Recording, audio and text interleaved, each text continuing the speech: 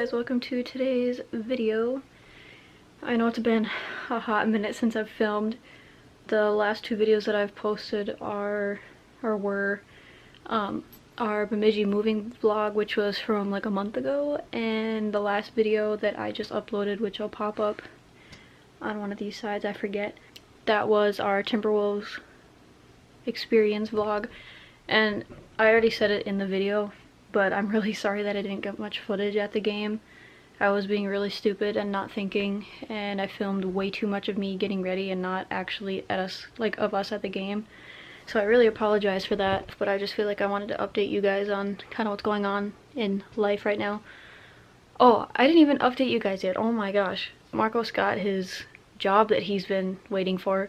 And it was actually kind of crazy how we found out too, because as I think we told you in a vlog prior, the story of the experience of Marcos trying to find a new job when we were still living in Bemidji, and how we kind of got screwed over a little bit. He kept emailing the president of this company that he wanted to work for, and it was kind of cool because one random day, like a month ago-ish, so the president of, like, we'll just say building A. I don't know what the difference is between these two buildings. They're in the same company, but they do different things in each building, if that makes any sense. So the president of building A, we'll say, is who Marcos was in contact with for the past few months, since he tried to get a job at this company in the first place. Well, he got in contact with the president of building B, we'll say, and told this guy at building B, like, hey, this guy Marcos Gomez, he's really interested in getting a job here, like, you should contact him now that this specific position has opened up, because obviously they stay in contact because they work for the same company. So this president of building B emailed Marcos and was pretty much like, hey, I have a job opening up for a tech support technician and you'll be making $18 an hour, are you interested? And Marcos is like, yeah, obviously. And then the guy told him, we'll come in today and we'll discuss this job opportunity. So Marcos dropped everything, went to this building and talked to this guy, and I mean, it sounds like it's sketchy because I don't know who this guy is, so I'm just saying this guy at this building, whatever. Marcos would be able to explain it way better than I do. So Marcos goes there, and meanwhile, so when Marcos is filling me in on all this, like, oh my god, I might get a job at Kearns, is what it's called or whatever, and I had just woken up from a nap, so I'm like half aware of what's going on in the world, you know. So then he goes to this building with this guy. Sounds like such a sketchy thing. And I missed a call from St. Cloud Hospital, which, if you guys remember from my like montage vlog, it was one of my first few that I posted on this channel. It was like my POTS, Stranger Things and whatever vlog. I mentioned that I'd gone to the St. Cloud Hospital to be diagnosed with POTS and all this stuff and go through testing. Well, that same hospital had issued me or sent me home with a heart rate monitor, and I had just never heard what the results were. So while I was taking that nap, while Marcos was getting this information about this job opportunity, I had missed a call from them. So he left to go talk with this guy about this job opportunity, and I looked at my phone and I was like, oh wow, I missed a call from St. Cloud. And I'm like, well, I wonder what they're calling me about, because I kind of forgot about the heart rate monitor thing, to be honest. And so I called them back, or no, I had a missed call, obviously, and then a voicemail. So I listened to the voicemail, and all the person said was, hey, this is so-and-so from St. Cloud Centricare Hospital or whatever. We have your results from your heart monitor that we sent you home with or whatever. Please call me back so we can discuss the results. And I was kind of sitting there like, okay, normally at my hospital that I go to, like a half an hour away from my house, they usually tell me, like, when we do blood work or testing or whatever, that you need results, or that we usually get results for later. If we don't contact you, assume that it's good news, because if there was something we found, we'd contact you. Makes sense, right? Kind of. So St. Cloud freaked me out. Like, here I'm thinking, okay, I'm used to not hearing anything if there's no news, and now they're calling me, so I'm like, oh my god, do I have a heart issue now? So then I tried to call them back to figure out what was going on and what these results were, and the person that had left me a voicemail wasn't available. So then I'm sitting there thinking, okay, what a way to wake up from a nap. My husband might be getting the dream job that he's been waiting for months and years and whatever. And I'm sitting here like, wow, I might be told that I have a heart problem. What, like a polar opposite situation to be in, you know? So I was sitting there waiting, obviously freaking out, and just kind of preparing myself to hear the worst news possible in both ways. Like, also in the back of my head, I'm sitting there thinking, well, what if Marcos is just getting the runaround again? And they're like, oh, we'll just bring you in for an interview, and then we'll bring you in for another interview, and then, oh, the job's just gonna get taken from under you again. So I'm just kind of preparing myself for both situations to go south. I think it was like a half an hour later or so, then I got a call from St. Cloud again, and I answered, and I was like, hi, like, I had a missed call from you, whatever. And they're like, oh yeah, this is so-and-so. I just wanted to call and let you know that I have your heart rate monitor results, and they all, like, everything looks fine. And I was like, oh, thank God. Like, I was kind of thinking all that for you to just tell me that it was normal, but that also stems from my normal, like, doctor and clinic being like, oh, if you don't hear anything, it's good news, which sometimes I wish that they'd still call you to let you know, because then you still kind of wonder that you never hear anything too, you know? So that was good news, everything was squared away then, but then I was kind of thinking, well, what's going on with Marcos?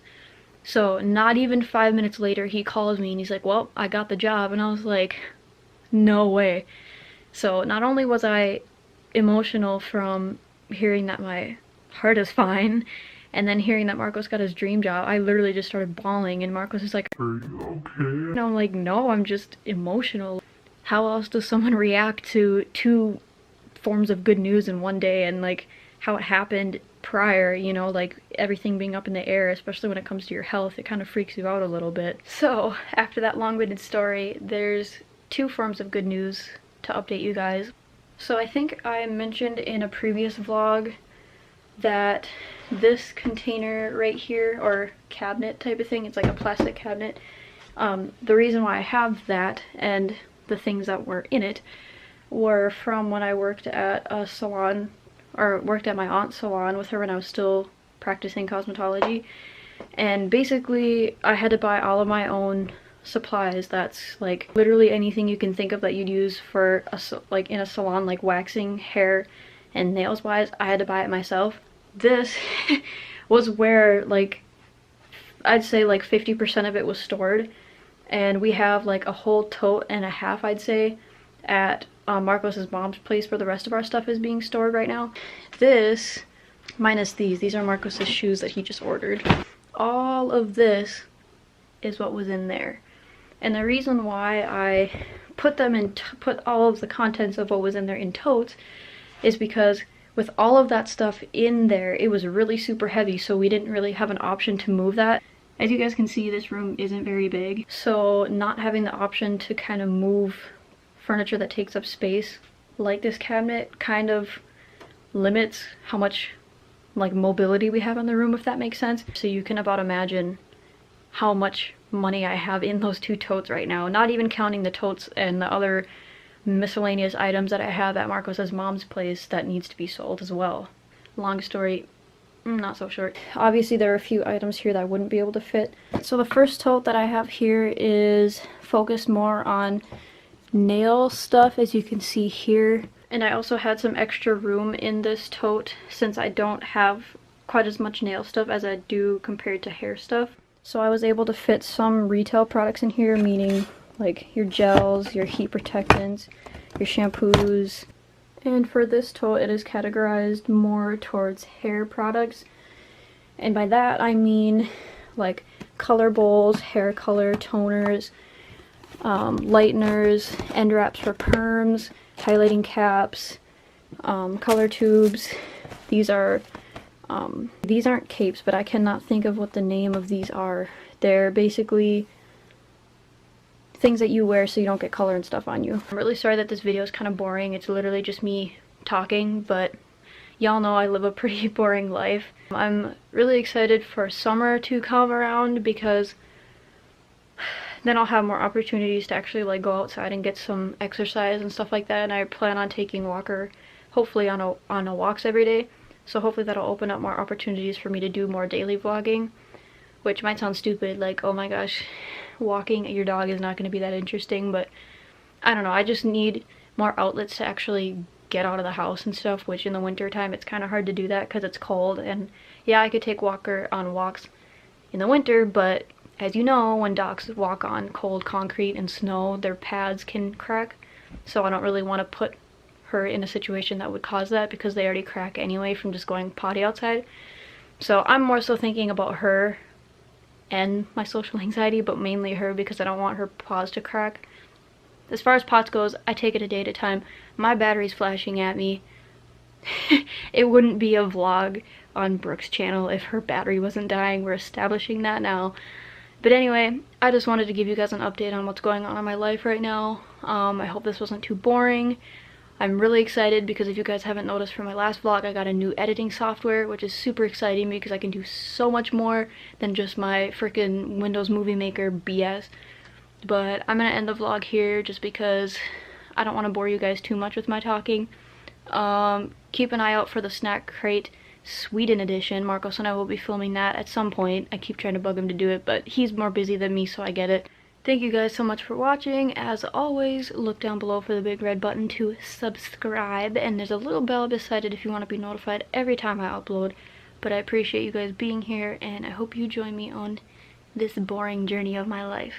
I'll see you in the next one. Bye-bye.